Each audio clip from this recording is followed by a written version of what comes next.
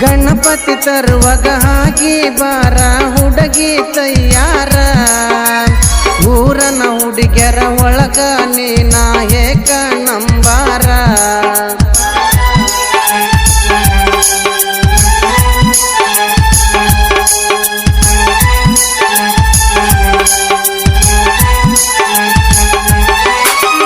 ಗೆಳೆಯರ ಜೋಡಿ ಕುಣಿವಾಗ ಹುಡುಗಿ ನೋಡಿ ನಗತಿದ್ದಿ